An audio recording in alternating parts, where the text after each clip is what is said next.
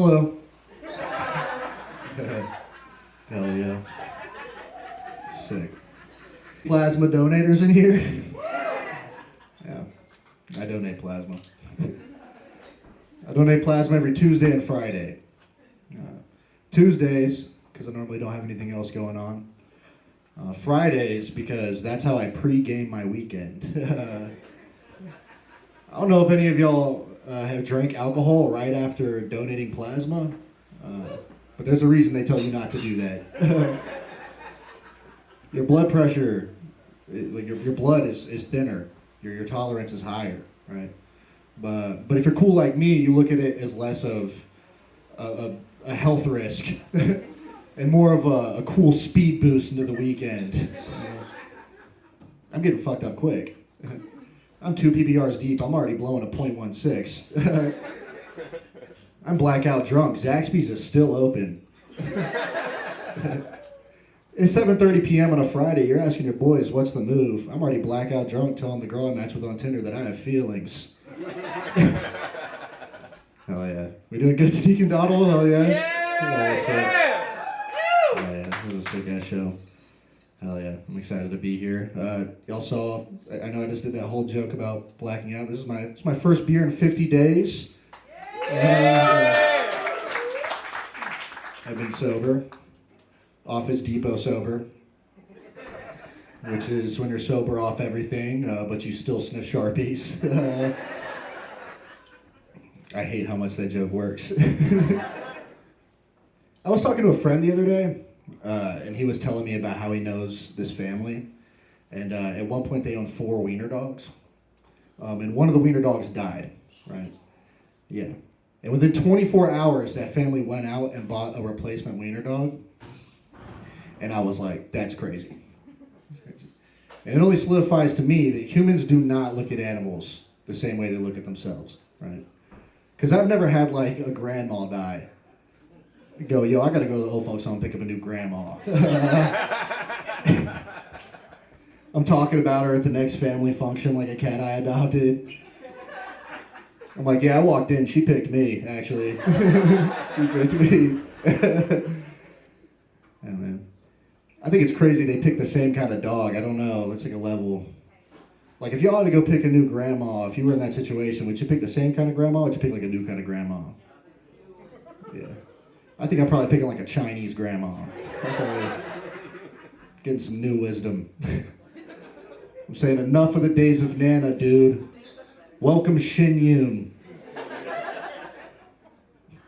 I helped her cross the street outside of the Asian market, just kept walking till I got home. Okay. We don't like kidnapping grandmas? Hell yeah, man. Yeah, I'm JD McKenna. Fun fact, I live out in Auburn. I currently live in an apartment that's located on top of a gas station. I feel like you can tell by looking at me. I do. It's not a good gas station. Like, do y'all know what a QT is? A Quick Trip? It's not one of those. I'm on top of a QV, dude. Quick Visit. That's an off-brand Quick Trip. It's not a good gas station, but it's mine. I don't let anybody else talk mess about it. I'm the man upstairs, you know. My bedroom window literally overlooks the gas pumps. Sometimes people will come up to me around town, and they'll be like, no way, dude, no way. I recognize you. I recognize you. I saw you the other day. You were doing comedy over at the bar. And I'm always like, no way, dude, I recognize you. You were at Pump 3.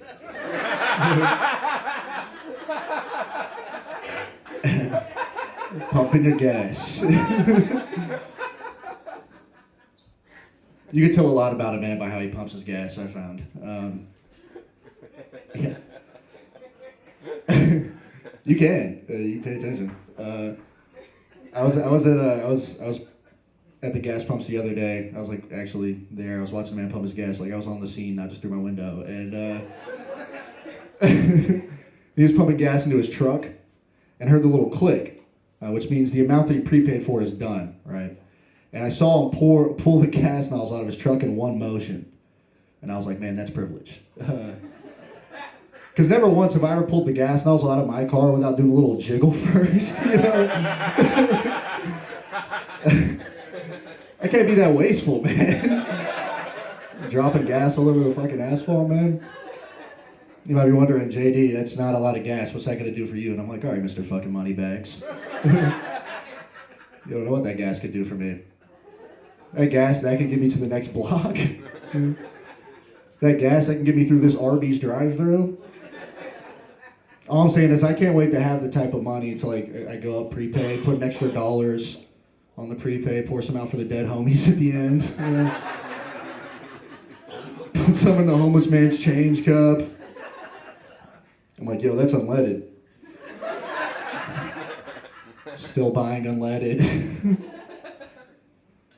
Yeah. Yeah, the gas station's not the only business in the building I live in. We're not done with the gas station, dude. Gas station's not the only business. I live on top of the gas station, but on the other side of the building, there's a very popular dive bar called Fat Daddy's. Yeah. Now you all know where I live. Gave you the coordinates. If you ever want a sneak peek of my set, go outside of my window. Like, my window's always half open, dude. This probably sounds crazy. I'm like, I live on top of the gas station. Just came in here to buy cigarettes. No, man. It's Fat Daddy's. And on top of Fat Daddy's, there's a couple businesses. There's a rundown vape store, a private gym, and a hair salon. So theoretically, I don't have to leave my property for anything. Like, I can live off the land, so to speak. You know, my groceries down here. I got my night out over here. I get my hair cut. That's why my hair looks like this. Dude, go to a hair salon located on top of a dive bar and try to get anything else other than mullet. She sat me down, asked me what I wanted, handed me a catalog. It was just a framed picture of Billy Ray Cyrus. See the smoke stains on the wall where she took the painting off? It's a wild look. I understand that. It's a wild look. It's kind of funny because my whole life I was always very self-conscious about my hair. I was always switching it up. And if you would have told me that the haircut that gave me confidence to live my life to its fullest was a bleached mullet, I think you're fucking nuts. I had a woman tell me at an open mic that I looked like Travis Kelce and Taylor Swift at the same time. That shit cut deep. That's made it one of my jokes. No. Sometimes I go through it, I'm like, oh, I need to cut it off, But then I'd lose 3 minutes of material, so I'm not doing that. It's part of my brand. Some people don't think that it's real, believe it or not. I remember the first time this happened. I was walking down the streets of Auburn, Alabama. The dark streets of Auburn, Alabama. I was on the way to a Halloween party. I was walking down the street on the way to a Halloween party. I heard this couple arguing. And mid-argument, the guy uses me as an example. He goes, see? That guy gets to wear a wig. I wasn't even in costume. I was just dressed like this. Hell yeah, man. Did you guys know that if you go to Dollar General with your cash, you can give it to the cashier and ask her to deposit that cash to your Cash App account? No. Not a fact most people know when their life is going well. Yeah. I was at Dollar General the other day doing just that, and I ran into a girl I used to date back in high school, and she asked me how my life had been treating me, and I hated that question. Mostly because she just witnessed me do my banking at a Dollar General. I don't know if y'all know this, but most people know Dollar General as the store. Most people aren't buying cat food while making a deposit at the bank. I walked into Dollar General, my entire paycheck in cash, in hand, handed it to the cashier. Said, can you deposit that into my account? She said, you know we have a $500 limit, right? And I said, that will not be a problem.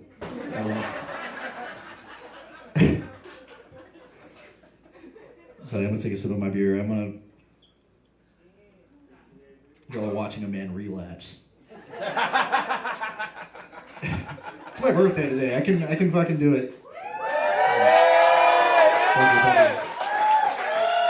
Applause break. I need more. All right. Thank you. Yeah. This is good. Going straight to the Bud Heavies is wild.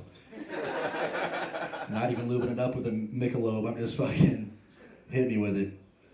All right. Pause. But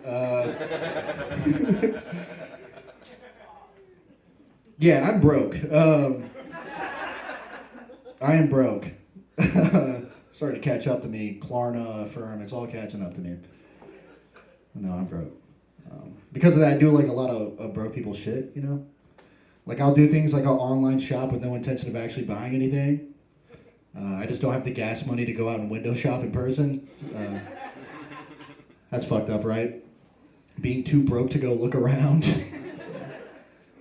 I like to make it better on myself though. I'll do things like while I'm online shopping, I'll do things like I'll look up furniture and I'll look up better furniture online, almost like I'm there trying it out in person. I know this is stupid, but that's like being in a relationship you're no longer satisfied with, and you're having sex with your partner, and you're there physically going through the motions, but in the back of your head you're thinking, wow, we could be having sex on such a better couch right now. This is mad distracting. All I'm thinking of is that leather sectional I saw earlier. The one with the cup holders. I'm just over here having sex with this poor woman on this poor guy's couch. I got a poor guy's couch, man. Reach between the cushions, find me a little treasure. Find a little snack. Someone reached in there the other day, pulled out a Roku remote. I don't even got a Roku TV, dude. I reached in there the other day, I pulled out JD Vance. How'd you get in there, you cushion pervert? What the fuck? JD Vance has sex with couches.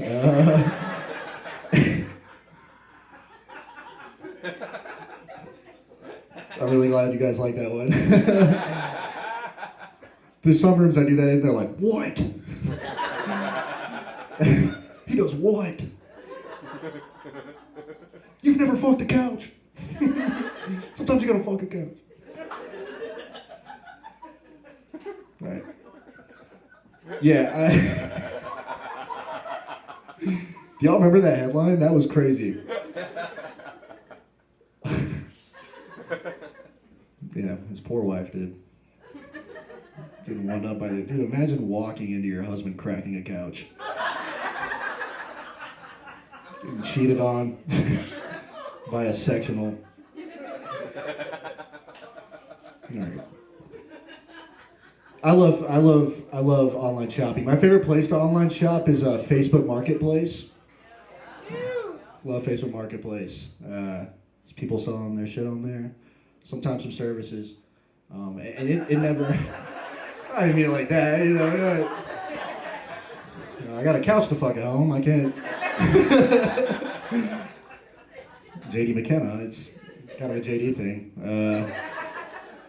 No, it ceases to like amaze me what you can find on Facebook Marketplace. Like I was on there the other day and I saw a man selling private jet flights. Yeah, I think there's a lot of funny there, but the funniest thing to me is that it was in my suggested tab. Like I'm the target audience for private jet flights. Like I appreciate the flattery, Facebook, but I think it's a red flag in your algorithm. Last time I used Facebook Marketplace successfully, like actually bought something, I bought a washer-dryer combo that doesn't function. And I wasn't ripped off, that's how it was advertised. You might be wondering, JD, why would you buy something like that on purpose? And I'll tell you why. I know I don't have functioning washer and dryer money, but the people visiting my house don't need to know that. That's an aesthetic purchase. Those are purely decoration. People walking in my house are like, dang, dude, I dig the new appliances. I'm like, that shit's not even hooked up to the water, man. That's just don't want people thinking I'm washing my clothes down at Chihuahua. Don't want them knowing, actually. Do you guys want to hear a fucked up joke? Yeah. It goes. I haven't said this one in a while. Thank you. Okay. Well, you might hate me after this, but we're doing it. This goes along with the theme. I am broke. Has a long setup too. I'm broke, but it's cool. I'm used to it because I grew up that way. My family was always broke, right? So I'm like a learned poor. Like I know how to do the thing. I see some of you, you're new poors. Spending money on the wrong shit. I know how to do it. But yeah, I grew up broke. But I never went without. I always got what I needed. My parents always made sure to give me what I needed. Didn't always get what I wanted, but I always got what I needed. I know a good example of this. One year, for Christmas, I really wanted this pair of Adidas shoes, right? I remember I asked for them for Christmas. That's when you do your big ask. Yeah, I remember Christmas came along, and I got super excited, woke up, ran out to the living room, looked under the tree, looked under the tree. There's a box there, the shape of a shoe box with my name on it. I'm like, hell yeah, got my shoes. Open up the wrapping paper, open up the box, look inside, and there's a pair of shoes in there that look very similar to the pair of shoes that I asked for.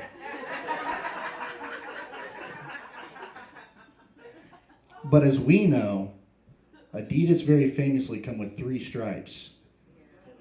These have 4. That's an extra stripe. That's an off-brand pair of shoes. And a wave of disappointment washes over my face, but I can't say anything. That's like being in the delivery room for the birth of your child, and your baby comes out with an extra chromosome.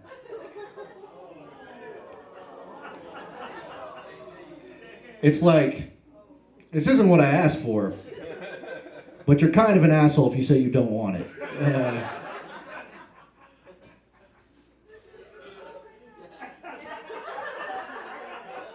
Did y'all like it? You said, I want the dark one. I want the dark joke. All right. Was it when I compared them to off-brand shoes?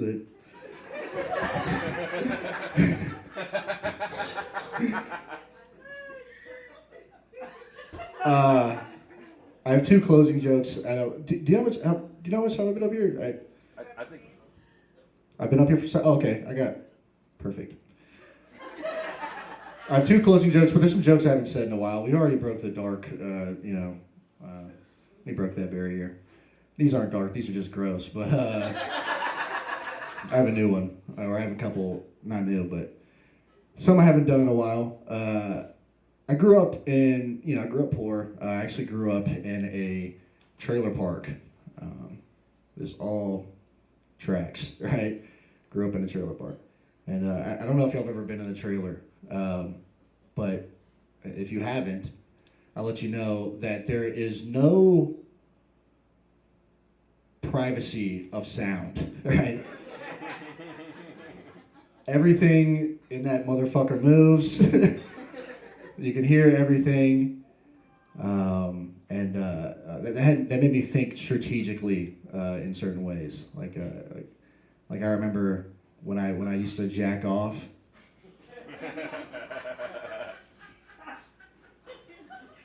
Last thing I would want to happen is me to get going at it. Someone bust up in the bathroom like, yo, what's JD doing? Jane is D. Yeah. So I would have to play it strategic, and I would just wait for my mom to put a load of laundry in the dryer. I don't know if y'all have ever been in a trailer when a shaky dryer goes off. That's what I like to call an Alabama earthquake, dude. Glasses in the cupboards get to shaking. And it was genius. It worked for so long. But now, as a grown man, whenever I'm doing my laundry, I just get hard as shit.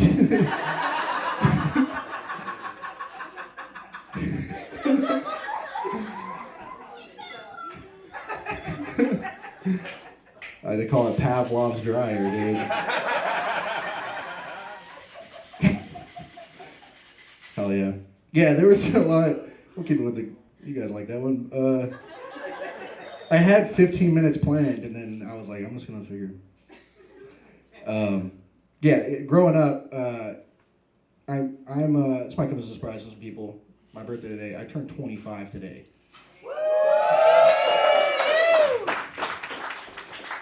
That's good. Normally people are like, 25. What have you done in those 25 years? I turned 25 today. So I'm Gen Z. And Gen Z, we catch a lot of flack. But I feel like we've gone through a lot of things other generations haven't. Like, I feel like all of our generations have our hardships. We went through some serious, pretty different things, right? Like, for example, we're the first generation to ever grow up always having unlimited access to information, right? I've always had the internet. I don't know a time in my life where I couldn't just Google some shit and get the answer to it immediately. And that fucked me up. I think that fucked me up and a lot of other people, right? I remember the first time that happened. I remember my parents gifted me a laptop. And the first thing I Google searched on that laptop was the average penis size in America. Because at 12 years old, I really wanted to know where I was in those standings. And it wasn't until I was 18, after finding out that answer, that I thought I had a micro penis. Because I didn't know we were measuring it erect. He got it. Dude, I was looking down on my soft-ass 12-year-old dick like, dude, we got a long road to 5.5 inches. I don't know if you guys have ever seen a soft penis, man. I got a small soft penis. I got a small... If you got a long soft penis, fuck you, dude. That's...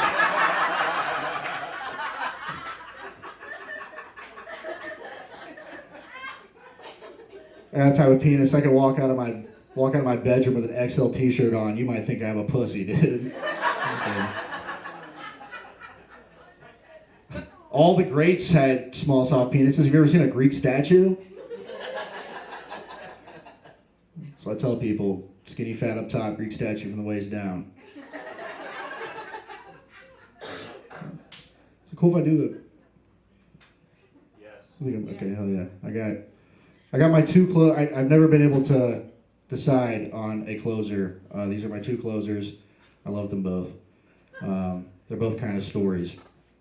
This one goes like this. It was like a year and a half ago. And it was Black Friday. Black Friday. The day after Thanksgiving, the day before the Iron Bowl. And I was in Columbus, Georgia, having a time. And I remember the Georgia Tech game was on. And I was talking to my Georgia fan friend. And I was like, man, that was a good game. That was a great game. But tomorrow is war. Tomorrow's the real game. I'm a huge Auburn fan. I was like, I'm going to pull up, decked out in orange, ready to support the homies. And I was the next day. Blue that I know, the orange I'd be wearing wouldn't read Auburn University, but it would read Muskogee County Jail.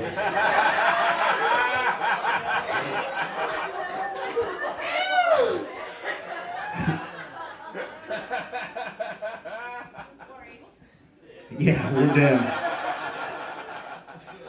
I actually got arrested because I didn't repost someone's Facebook ad. It said repost this or get arrested for drunk driving. Good. Now I was drunk driving. And the case is over now, I can say that. And they took my blood and my breath and everything. Dude. Yeah, jail sucked. I don't know if anybody needs to tell you guys that. Jail sucks. Right? And what sucks is what stuck to me the most is they don't tell you that not every jail is the same, right? Because I remember my whole life they always told me. They said, if you go to jail, you get one free phone call. One free phone call, you better make it count, right? And that wasn't true for the jail that I went to. See, the jail I went to, they put me in a holding cell. I had a phone with unlimited phone calls. Yeah, 3 minutes apiece. Problem is I don't know anyone's phone number. Yeah, so there I was, unlimited opportunity, zero knowledge. And I'm thinking to myself, I'm like, what do I know? Jail sucks, what do I know? This guy's taking a shit beside me, what do I know? The toilet's right there. Sorry. I just got a flashback to the guy taking a shit beside me. What do I know? And one number rang clear above the rest in the back of my head, and we all know it. I called J.G. Wentworth. 877 cash now is what I called. Yeah. True story. You might be wondering, JD, how are they going to help you? Well, this is my plan. It kind of worked. I call J.G. Wentworth, they go, J.G. Wentworth? And I go, are you at a computer?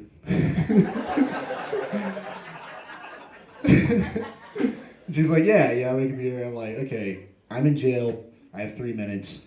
Can you look up the number to my roommate's place of employment? He works at a phone repair shop in Montgomery. If you can look up that number, I'll call that number. I'll get a hold of my roommate. She was like, gotcha. She looked it up for me. I called my roommate. They were closed. Yeah. And I was like, okay, well, I got all day. Let me try a second number. I called J.J. Wentworth again. All right. And I give the lady the rundown. And she goes, I am not doing that for you. I'm like, okay. Call a third time. It's the lady from the first call. I'm like, oh shit. And she's already down. She's like, what do you need? I'm giving her a bunch of numbers, all my homies' places of, all their places of employment. I'm like etching them all into the paint next to the phone. My own phone book. And in the meantime, I'm telling her about the first lady and how she wouldn't help me. In her words, she goes, what a bitch. To this day, I don't even know what J.G. Wentworth for real does. Well, I tell you this, I got some ride or die bitches down at J.G. Wentworth, dude. All right, I got one more joke. And hopefully this one does good. Because that was a pretty good closer, right? Why not know that? Well, this one's, here we go. I grew up in a small town. A small town called Eclectic, Alabama. Eclectic, Alabama. Faith, go ahead, shout out. A lot of my hometown friends are here. Eclectic, Alabama. It's a small town. It's about 50 minutes from here. It's a little north of Montgomery. I don't know why I'm telling you all this. It's a small town in the middle of Alabama. And it's about 1,000 people live there, and it's predominantly white, right? And I say that, yeah, because they were very up-to-date socially or racially in how they did things, right? And I didn't know that. I didn't know that growing up. I didn't know that until I moved and I went to college in Montgomery, Alabama, right? Yeah. I remember the first thing that stuck out as weird that they had us do as kids was we celebrated Martin Luther King Jr. Day, but they called it Martin Luther King Jr. / Robert E. Lee Day. I didn't come up with it. Not my idea. And I don't know if I have to explain to you guys why it's fucked. But not as fucked as how they had us celebrate it in elementary school. Right? I remember walking in the class, third Monday of January in 2006. 2 stacks of paper. 1 stack being coloring sheets of the face, the headshot of Reverend and Civil Rights Leader Martin Luther King Jr. And next to it It's a stack of coloring sheets. Where do you leave that day? But not for the same reason as my racist classmates. You say, I chose to color a picture of the face of Robert E. Lee because I was never a fan of coloring. That's a picture of a white man with a white beard. That's a picture you don't gotta color. I just turned it in exactly how I got it to the teacher, with the only difference being I wrote "Rest in Peace, Cracker" across the front. Anyways, I've been JD McKenna. Fuck Robert E. Lee, that's for my time.